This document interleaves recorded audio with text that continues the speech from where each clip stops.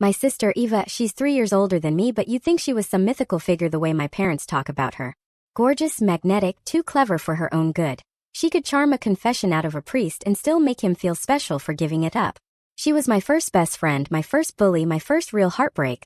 Long before I ever understood heartbreak could wear someone else's face. Our parents loved her. Of course they did. Eva could do no wrong, or rather when she did, I was there to mop up the mess before the smell reached Mom's delicate nose. I thought that made me the good sister. The trustworthy one. The one they'd turn to when the mask finally slipped and Eva's shine dulled under real light. I was wrong. So stupidly, embarrassingly wrong. The day I found out, I wish I could say it was a dramatic movie moment. Some lipstick on a collar, a suspicious text, a knockdown fight. But no, it was worse because it was so mundane. I'd come home early from work. My manager had been concerned about my attitude and told me to take the rest of the day to reflect. So I did what any humiliated 23-year-old would do. I stopped by the corner store for a pint of cookie dough ice cream and trudged home to binge trash TV and ugly cry in peace. When I opened the front door, I heard giggling. His giggle, her laugh. I should have known right then. The universe practically handed me the punchline on a silver platter. But I didn't want to believe it. I dumped my purse on the hall table, kicked off my shoes and padded toward my room, spoon halfway to my mouth. Then I heard my name. She doesn't suspect a thing, Eva purred. My boyfriend, ex-boyfriend I suppose, murmured something back. His voice was muffled, but hers cut through the walls like a knife through warm butter. God, you're so much better than her. You know that, right? I remember standing there, the spoon dangling from my lips, ice cream melting onto my wrist. I waited for him to disagree. Some twisted part of me wanted him to defend me, to say, no, your sister's great, she's sweet, I just can't help myself. But there was nothing. Just the creak of my bed. The muffled moan that made my stomach turn inside out. I didn't barge in. I didn't scream. I just stood there, spoon frozen midair, while my brain did the only thing it could do. Shut down. I backed away, left the ice cream melting on the hallway floor, and walked right back out the door. My feet carried me to my car before I even realized I'd grabbed my keys. I sat there for a long time, windows up, sweat dripping down my spine in the summer heat. I stared at the house, my house, while my sister screwed my boyfriend in my bed. I wish I could say my first thought was anger. It wasn't. It was relief. Relief that I wasn't crazy. That all the small things, the way he'd pull away when I touched him, Eva's sly jokes about sharing everything, weren't figments of my paranoid imagination. Relief gave way to rage. I slammed my palms against the steering wheel until my wrists ached. I screamed into the sticky air until my throat tasted like metal. And when I was done, when I could finally hear my own thoughts again, I did what I'd never done before. I stopped covering for her. I didn't storm the house like some wrong sitcom heroine. No, I waited until they were gone. I went inside, stripped my bed, threw the sheets in the trash, and sat at the kitchen table waiting for Eva to come home. She waltzed in hours later, freshly showered, hair damp, wearing my hoodie. She did a double take when she saw me. You're home early, she said, cocking her head like a cat watching a mouse decide whether to run. Yeah, I said. My voice didn't shake. I was proud of that. Where's Daniel? She smiled. She actually had the audacity to smile. Daniel? Oh, he had to run. Work tomorrow. I pushed back my chair. I stood so close I could smell her shampoo, the same lavender bottle she always stole from me. You fucked my boyfriend in my bed, Eva. Her eyes widened just a flicker. Then she laughed. Laughed. Like it was a joke we were sharing. Oh, come on. Don't be dramatic. I think that was the moment she lost me forever. That one sentence said with that smug little tilt of her chin. All those years I'd swallowed her secrets like poison, and she thought I'd do it again. But the poison had finally corroded my tongue. I was done tasting it. I'm telling Mom and Dad, I said. That wiped the smirk off her face. You wouldn't. I would. She scoffed. They won't believe you. She was wrong about that. For once she was spectacularly beautifully wrong. They did believe me at first. But Eva was never the kind to lose gracefully. And she knew just how to twist a knife so it looked like my hand on the hilt. I thought exposing her would free me. I thought it would make them love me the way they'd always loved her. I thought the truth would finally be enough. It wasn't. And by the time I realized what I'd unleashed, it was already too late to put it back in its pretty little box. A week after I added Eva, I was living on takeout and insomnia in my tiny apartment that smelled faintly of stale laundry and the mint candles I kept forgetting to blow out. I'd blocked Daniel, muted Eva's Instagram, and let Mom's missed calls pile up. She didn't want to hear the truth, anyway, not unless Eva whispered it into her ear first, pre-chewed and sugar-coated. I was halfway through a tub of cold noodles when my phone pinged. It was a message from my cousin Ray. She was the only one in the family who'd stayed neutral, or maybe just smart enough to stay quiet. Ray had always hated drama. Ironically, drama adored her, clung to her like static. "Hey," she wrote. "You okay?" I almost laughed. "No, Ray. I'm not okay. I found out my sister is a snake with perfect eyeliner and now I'm the family disgrace." But I typed, "Yeah. Why?" Ray sent a screenshot. It was Eva's Facebook post, a glossy, carefully curated essay about family misunderstandings, mental health struggles, and forgiving those who lash out when they're hurting. It was so polished it could have been written by a PR firm. She'd even included a blurry childhood picture of the two of us hugging in matching Halloween costumes, me as a black cat, her as an angel. Of course. Underneath were comments from relatives I hadn't spoken to in years. "Aunt Linda, stay strong, sweetheart. Uncle Joe, your sister will come around once she gets the help she needs." Help I need? I nearly threw my phone across the room. She painted me as unstable, unhinged, a walking cautionary tale. I called Ray immediately. She picked up on the first ring. "I knew you'd flip," she said without hello. "I'm sorry. I thought you should see it." "Unstable?" I hissed. "She's telling people I'm unstable? She fucked my boyfriend and I'm the problem." Ray sighed. "I know. She's good at this. She's always been good at this. You believe me, right?" "Of course I do. But Emily, you know what she's like. You can't beat her at this game. Watch me." It's funny, before all this, I thought I was the honest one. The good one. But it turns out honesty is a useless weapon when the other person's playing chess while you're still counting your checkers. I needed to fight dirty. I needed to fight like Eva. So I started with Daniel. He was predictable, horny, self-pitying, and painfully easy to manipulate. I knew his passwords. Eva might be slippery, but Daniel never bothered changing a single thing once I trusted him enough to share mine. His email, his socials wide open. So one night, fueled by a toxic cocktail of cheap wine and righteous fury, I logged in. I found their messages. Hundreds of them. Buried in an old email folder, probably forgotten once they switched to WhatsApp and sneaking around in person. There they were, flirty confessions, blurry selfies, complaints about my clinginess and how boring Emily is in bed. That one stung not because it was true, but because I'd always suspected he thought it. One thread, though, was different. It wasn't about me. It was about her other hobbies. Turns out Eva wasn't just using me as her cover story. She'd been juggling 3 different men while parading Daniel around like her crown jewel. Married men. Engaged men. And not just random guys, either my dad's coworker, or old high school teacher, even the neighbor's husband. The neighbor whose baby shower I'd just gone to a month before, a cupcake in my hand while Eva complimented the mom-to-be's maternity dress. I stared at that email for a long time. I could have thrown up. I almost did. But when the nausea passed, something harder settled in my gut, a plan. If telling the truth once had branded me a liar, then maybe I needed more than the truth. I needed evidence. I needed a bomb so big that even Eva's halo would shatter under the blast. It started small. I printed screenshots, hundreds of them.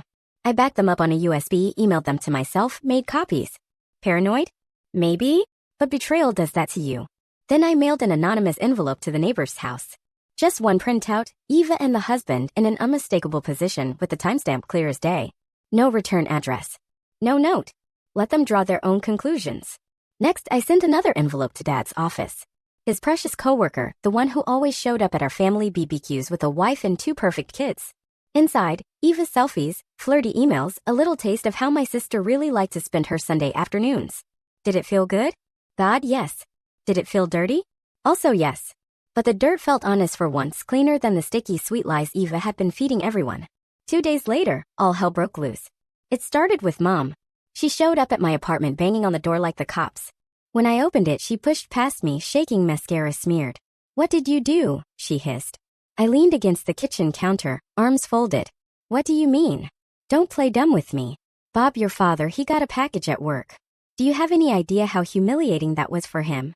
Did he like the photos?" I asked sweetly. Her hand flew so fast I barely flinched. The slap echoed in my tiny kitchen. My cheeks stung, but her hand trembled more than my face did. "You're sick," she spat. "You're vindictive. How could you do this to your own sister?" I laughed. Really laughed this time. A raw bark that bounced off the greasy stovetop and the peeling wallpaper. I didn't do anything to her. She did it all herself. I just made sure everyone else finally saw it. Mom's lip quivered. She opened her mouth like she had something else to throw at me. Maybe words, maybe fists, but nothing came out. She turned and fled, slamming the door so hard the neighbor's dog started barking. I touched my cheek where she'd slapped me. It throbbed, but underneath the pain was something sharper. Satisfaction. Vindication. For the first time in my life, I'd done more than cover for Eva. I'd torn off her mask and made her wear her real face for everyone to see. But the thing about scorched earth? Once you burn everything down, you'd better be ready to stand alone in the ashes.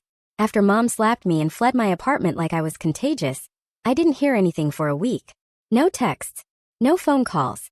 Not even Ray, who, to be fair, probably knew better than to get between a grenade and its target. But the silence didn't mean nothing was happening. Quite the opposite. It meant the bomb had already gone off, and everyone was still figuring out if they were dead or alive. I got the first clue at the supermarket. I'd run out of toilet paper and coffee, my life's pathetic essentials, so I shuffled down to the corner store in my ratty hoodie and sweatpants. I barely noticed the woman blocking the cereal aisle until she noticed me. It was Mrs. Abernathy, my parents' church friend, the type who bakes pies for charity drives and judges you for breathing too loud. She froze when she saw me, one hand hovering over a box of granola. "Oh," she said, her voice a shade too bright. "Emily." "Hi, Mrs. Abernathy." She didn't smile. She clutched her cart like it might roll away without her. "Your mother says you've been going through things." Going through things. What a polite little grave to bury me in. "Sure," I said, because I couldn't be bothered to play along. "Something like that." She gave me a pitying look that made my skin crawl. "Well, I hope you find peace, dear." And just like that, she wheeled her cart around and fled, leaving her cereal behind. Like my crazy might rub off on her whole grain flakes if she lingered too long. By the time I got home, the pity stares had curdled into something nastier. I checked my phone, finally a message. Not from Mom. Not from Dad. From Daniel. Of all people. "What the hell did you do?" I could almost hear his voice. That pathetic whine he used whenever life didn't hand him exactly what he wanted. I didn't reply. He sent another. "You think you're so smart? You ruined everything. She won't even talk to me now." I stared at my phone for a long minute, then typed, "Good." He tried calling. I let it ring out, then blocked him again. Like killing a cockroach, you think you've squashed it, but it keeps twitching back to life. That night, Ray finally cracked. She called me, voice low like she was afraid Eva might hear her through the phone. "Did you really send those photos?" she asked. I flopped back on my couch, one foot tangled in an old blanket. "Yep." She whistled. "Holy shit." "Yeah, holy shit. Emily, they're freaking out." "Good." She hesitated. "No, I mean really freaking out. Your dad's coworker's wife threatened to file for divorce. The neighbor's been staying at her sister's place with the baby. Eva's been, I don't know, hiding? She won't answer my texts."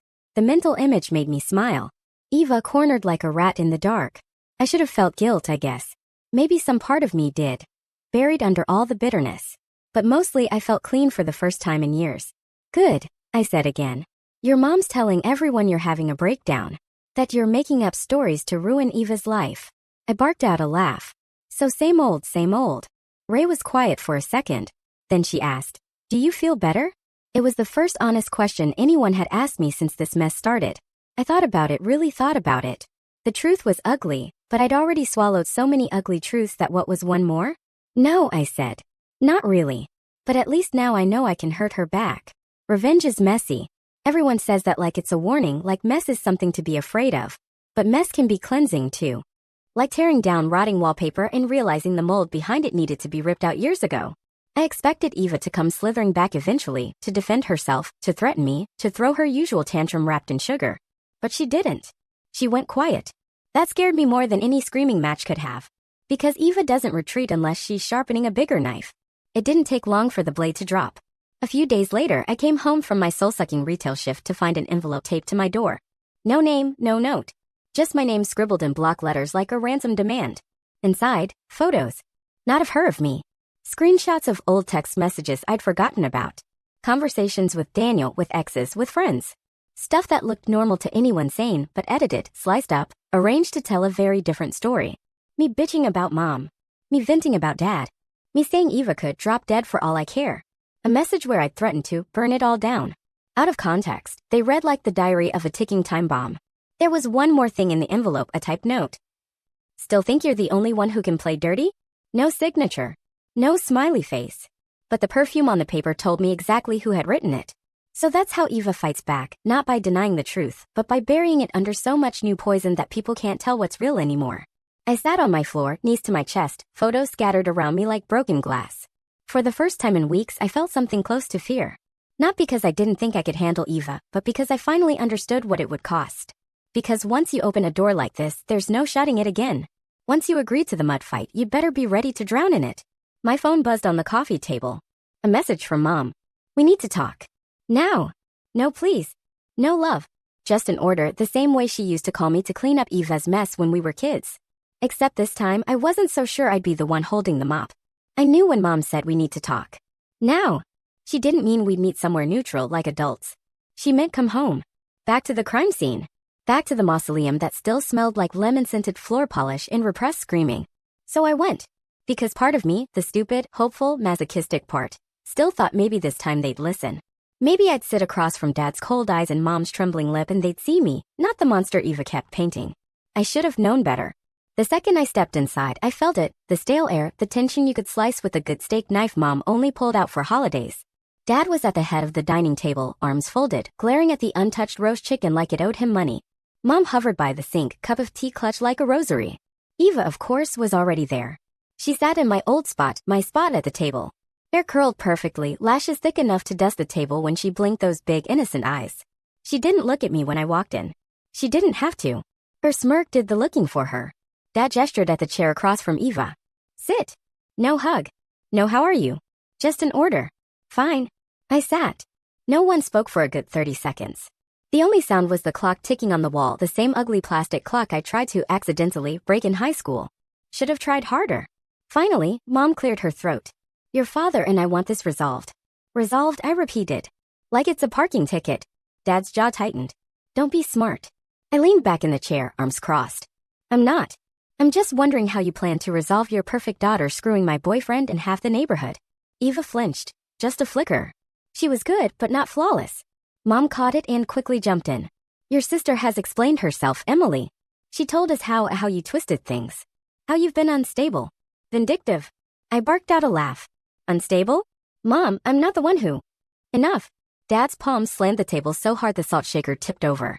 He looked at me like I was the stain on the carpet he'd never managed to scrub out. We saw what you did. Sending those pictures. To Bob? To the neighbor. Do you realize how humiliated we are? We. Not Eva. Not your sister. We. As if my exposing her lies was a personal insult to their reputation. Which, to be fair, it was. Just not the way they meant. I shrugged. Not my problem. Maybe next time don't raise a narcissist. Mom gasped like I'd dropped a bomb in the middle of Sunday dinner. Eva finally looked at me, and the look she gave could have curdled fresh milk. Her eyes were wet, glossy, so believable I almost clapped. I don't know why you hate me so much, Em, she whispered. I've always tried to love you, even when you made it so hard. Cut the performance, I snapped. They don't need your fake tears anymore. They're buying your story without them. Dad slammed his fist again. You will apologize to your sister. That word again, apologize. It tasted rotten in my mouth. For what? For telling the truth. For destroying this family, Mom hissed. For humiliating us. For your lies. I laughed. I couldn't help it. A bark that scraped my throat raw. My lies? You know what's funny? You never once asked her for proof. Or him. You just believed her because it was easier than admitting you raised a ticking time bomb in heels. Eva's lower lip quivered. She reached for Dad's hand, and he let her. Like she was 5 years old again and I'd stolen her favorite doll. I'm worried about you, she said softly, eyes on me but voice for them. You've always been jealous. I tried to protect you. But maybe you need help. Help. The word hit me like cold water. I knew where this was going. I leaned forward, both elbows on the table. You're trying to spin this like I'm mentally unstable? Seriously. Dad didn't blink. We think you should see someone. A doctor. A shrink, I spat. A professional, Mom corrected, her voice all false sweetness. The same voice she used on neighbors she hated but needed favors from. Someone who can help you work through this bitterness. This anger. I looked at Eva.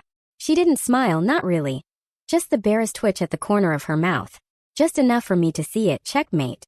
I could have flipped the table. Could have screamed. I could have pulled out my phone and shown them every screenshot again. Forced them to read the filth she'd buried under their noses. But it wouldn't matter. The truth didn't matter when the lie was prettier. So instead I stood. Calm. Cold. Dead inside where it counted. You want me to apologize? I said, voice steady. Fine. Eva perked up, the predator sniffing fresh meat. I'm sorry, I said. I'm sorry I wasted years covering for you. I'm sorry I let you sink your fangs into my life over and over because I thought someday you'd love me back.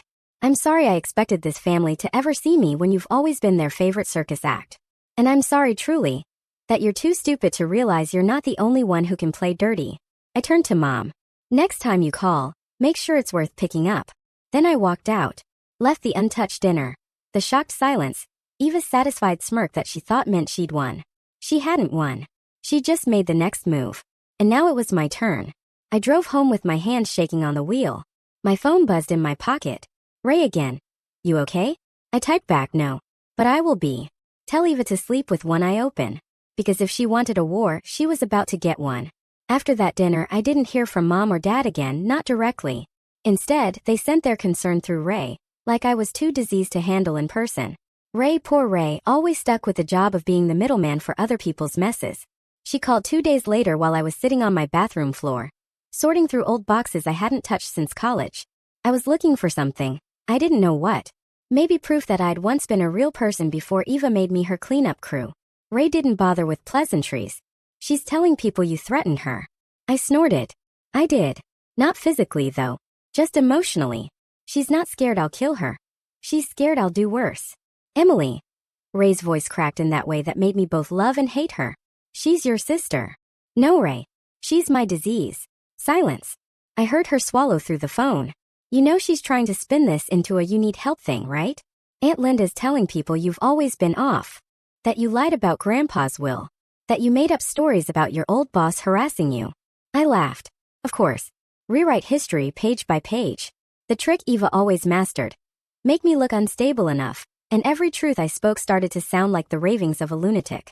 I didn't care about Aunt Linda, or Mom's church ladies, or even Daniel. What I cared about was this creeping sense that maybe she'd win again, not because she was smarter, but because I was too tired to keep swinging. That's when I found it, at the bottom of an old shoebox. A thumb drive, labeled in my own chicken scratch. Insurance. I'd forgotten all about it. Years ago, I'd backed up my old phone onto it. The phone I'd used when I first started covering for Eva. Drunk messages. Late-night calls begging me to lie for her. Recordings I'd made when she called me weeping saying cover for me please just this once. I'd kept them because part of me always knew the day would come when I'd need them. Well, here we were. That night I didn't sleep. I sat at my desk, laptop open, scrubbing through every old file. Eva crying, Eva promising me gifts if I'd keep my mouth shut, Eva laughing about fooling Mom and Dad while I lied to their faces. It wasn't the nuclear bomb, but it was enough kindling to light the match. I uploaded the best clips, the clearest ones, to a hidden folder. Then I did the only smart thing I'd done in months. I didn't send them to my parents. I didn't send them to Eva. I sent them to her boss. Eva worked PR for a charity foundation, all about integrity, honesty, empowering young women. The irony nearly made my teeth rot. I packaged the audio with a neat, polite note. Thought you'd like to know what your spokesperson really thinks about integrity. No signature. Just enough breadcrumbs to ruin her spotless reputation if the right people pushed it. Petty? Yes. Justified? Absolutely. It took exactly 48 hours for Eva to show up on my doorstep. No calls. No warning. Just her car screeching up to the curb at 1 a.m., headlights slicing through my living room blinds like interrogation lamps. She didn't knock, she pounded, rattling the door on its hinges. I opened it just to stop her from waking the entire neighborhood. She was beautiful, of course, even rage didn't ruin that. But her eyes were wild this time. Rah! A mask cracked straight down the middle. You bitch, she hissed. No fake tears tonight. No trembling lip. Just the real Eva, claws out. Hi sis, I said sweetly. Want to come in? Or do you want the neighbors to hear how you threatened me last time? She shoved past me anyway. She smelled like expensive perfume and sweat. Her hair was a mess good. Let them see her come undone. You send it to my boss. I did. She spun on me. Her hands were shaking tiny, fine tremors that would have scared me once. You think you've won? You think this makes you better than me? I laughed short, sharp, ugly. No. It makes me free. Her eyes narrowed. They won't fire me. I'll say you doctored it. That you're unstable. They'll believe me. Probably. I shrugged. But all I need is one person to believe enough to ask more questions. That's how rumors start, Eva. Just a whisper. Sound familiar? She stared at me like she was trying to burn a hole through my forehead. For a second, she looked almost small, just a girl caught in her own web. But only for a second. Then she laughed. A low, cruel sound. You think they'll take you back after this? Mom and Dad? You think anyone will want you? I smiled and it felt real. For the first time in months it felt real. No. But that's the point. Her lip curled. She stepped so close I felt her breath on my face. You're nothing without me. You know what's funny? I whispered. I'm finally something because of you. She didn't slap me, not like Mom did. She just shoved me back so hard I hit the wall behind me. Then she turned and stormed out, slamming the door so hard a picture frame fell and cracked. I stood there, heart pounding. My hands shook, not from fear. From adrenaline. Relief. Finality. The next morning, Ray called me. Did you hear? She said, breathless. Eva's boss put her on leave. They're investigating. She's freaking out. Good, I said. And I meant it. Mom didn't call. Dad didn't call. Maybe they never would. Maybe I'd burned the last bridge, salted the earth so nothing could ever grow there again. But here's what they don't tell you. Sometimes that's the best thing you can do. Sometimes you have to torch the rotten house and stand in the smoke alone because at least it's honest. At least it's yours.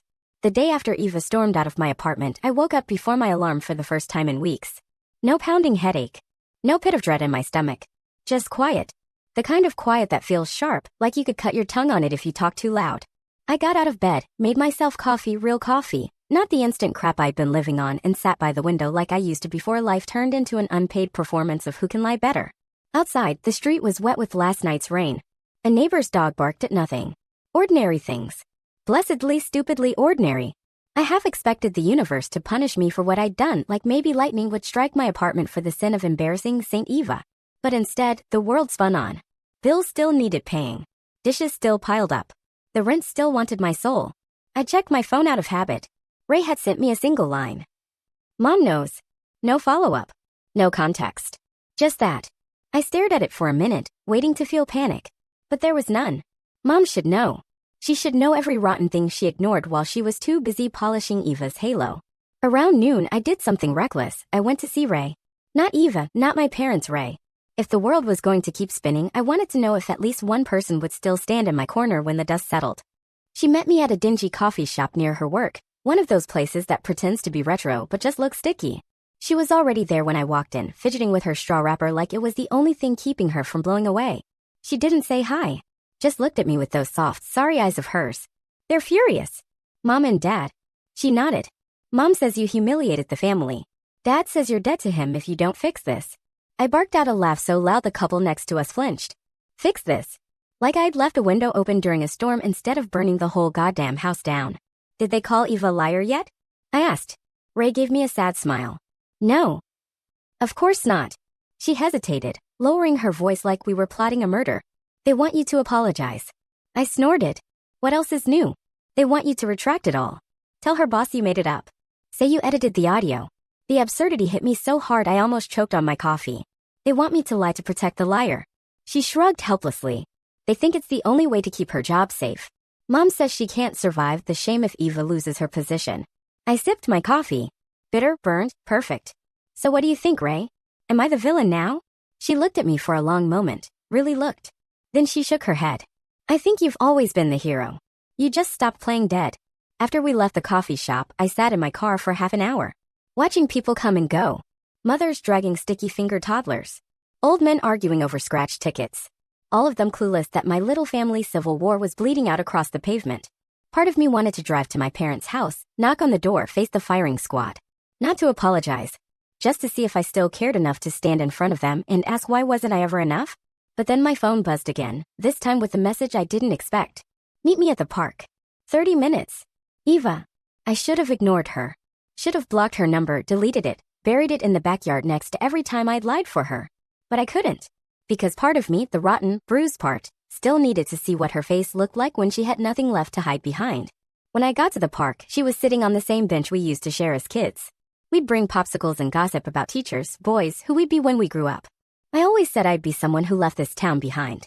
She always said she'd be famous. I sat down without saying anything. She didn't look at me right away. Just stared at the pond where a bunch of ducks fought over stale bread. Finally, she spoke. You ruined my life. I snorted. You ruined your own life. I just turned on the lights. She turned then, eyes rimmed red, not from fake crying this time. Real anger, raw and ugly. They'll never forgive you. I know. They'll never forgive me either. That one landed like a punch I didn't expect. Because despite everything, part of me had always known if Eva ever fell, she'd fall alone. Mom and Dad didn't have enough spine to catch her once the cracks were too big to pretend away. Good, I said. It came out softer than I meant it to. She laughed short, bitter. You think you're clean now? You think this makes you better than me? No. But at least I'm honest. Eva dug her nails into her thigh, eyes on mine like she could peel my skin off if she stared hard enough. What do you want, Em? You want an apology? Fine. I'm sorry. I'm sorry you're so pathetic you needed to ruin everything to feel powerful. There it was. Her version of surrender, a dagger wrapped in barbed wire. I stood. You know what I want? I want you to know you can't bury me anymore. I want you to wake up every day wondering if there's more. Because there is. And if you ever come for me again, I'll make sure everyone sees every rotten thing you've ever done. She flinched. Just barely. But enough. It tasted better than any apology ever could. I turned and walked away. Didn't look back. Didn't care if she called Mom or Dad or the Pope. Let her rot in the nest she built. I wasn't her keeper anymore. That night I lay in bed, wide awake, but for once not because of her. I didn't know if I'd ever fix what I'd broken, what she'd broken for me. Maybe I'd never have a family again, not in the way people mean when they say family. But the silence was clean. Heavy but clean. And for the first time in my life, I wasn't carrying Eva on my back like a rotting twin. Sometimes freedom doesn't look like a sunrise. Sometimes it looks like a door slammed shut for good. After that last meeting with Eva, the silence settled in. Not the sharp silence of an argument waiting to erupt, but the deeper quiet, the kind that follows an earthquake. It was over. She knew it. I knew it. The only people who hadn't figured it out yet were Mom and Dad, still clinging to the fantasy that their golden girl could do no wrong if they squinted hard enough at the wreckage. They didn't call. I didn't expect them to. Ray texted now and then, small, safe things. How's work? Did you eat? She never asked if I missed them, or if I felt guilty, or if I'd do it all again. She didn't need to. The answer was obvious. One night, about 2 weeks after the park, my phone buzzed at 2 a.m. I was awake because of course I was. My body still didn't trust the quiet enough to sleep through it. It was Mom. Not a call, just a photo. Old. Grainy. Me and Eva, maybe 7 and 10, covered in chocolate cake at Dad's birthday party. Eva's arm draped around my shoulders. I'm mid-laugh, eyes squinting in the sun. We look like sisters. Normal. Almost holy. No message. No explanation. Just a ghost of a time she wished still existed. I stared at that photo until my eyes watered. I wanted to feel something clean, grief maybe. Nostalgia. Instead, all I felt was tired. Tired of holding onto a fantasy I'd outgrown years ago. I didn't reply. I didn't delete it either. Just filed it away in the same folder where I kept the recordings. Proof that once, for half a second, we'd been something like sisters. And proof that it didn't matter anymore. A week later, Ray knocked on my door unannounced. She came in holding 2 big greasy paper bags. Burgers, fries, enough to feed an army or one very heartbroken 20-something. She didn't say hi. Just dumped the bags on my table, kicked off her shoes, and sat cross-legged on my couch. We're eating. You're not arguing. I didn't. I was too hungry to fight in more ways than one. We sat with our knees touching, balancing plates on mismatched cushions, sauce dripping onto napkins we'd never bothered to throw away that night. Halfway through her fries, Ray looked at me, really looked, and said, "You know she's not coming back from this, right?" I wiped ketchup off my chin with my sleeve. Good. She's telling everyone you blackmailed her. That you edited everything. Let her. Ray leaned back, her voice soft. You know you're the villain now, right? At least to them. I met her eyes across the mess of our dinner. I know. And you're okay with that? I thought about it, really let the question sink in. Was I okay with it? Being the villain in a story they'd rewrite again and again long after I stopped caring? Yeah, I was. Because the only other option was to keep being their convenient scapegoat, the quiet little sister with a shovel, always burying Eva's secrets deeper than my own spine. I'd rather be the villain than the doormat, I said. At least villains get to stand up. Ray smiled at that. A sad, crooked smile, but real. You know, when we were kids, I always thought you were soft. I laughed. I was. Not anymore. Good. Sometimes I wonder what Eva's doing now. If she still pulls the strings with someone new, someone stupid enough to believe her tears. If she'll get another job in some shiny office that wants her charisma more than they care about the fine print of her character. I hope she does. I hope she climbs back up just enough to remember how it felt to fall and wonders every single day if I still have more to share. Because I do. Little secrets. Ugly truths. Enough to remind her that I'm not the girl she left holding the bag anymore. As for Mom and Dad, maybe someday they'll call. Maybe when they're older, softer, lonely enough to remember the daughter they let rot on the vine because they were too busy watering the weed that choked everything else out. Or maybe they won't. Maybe they'll die believing I ruined their family. If they do, that's fine. They'll be wrong. But the dead always are. It's strange, people keep telling me you should talk to someone. A therapist. A friend. Somebody to help you heal. Like healing is the only acceptable ending. Like revenge is poison you have to spit out or it'll eat you alive. But sometimes revenge is the antidote. Sometimes you swallow it down, and it burns, and it carves you clean from the inside out until you realize you can breathe again. That's what freedom tastes like. Ash and blood in your own name, finally yours alone. I don't know what happens next. Maybe nothing dramatic. Maybe I'll just keep waking up, paying my bills, blocking Eva's numbers when she tries to bait me into some new version of the same old game. Maybe someday I'll move far away, somewhere she can't find me. Somewhere nobody knows my name or hers. Somewhere I get to be Emily, no last name, no sister, no history stuffed under the floorboards. But for now, this is enough. The mess. The silence. The raw skin where the scab used to be. It's ugly. It's mine. And for the first time in my life, I don't owe any of it to her.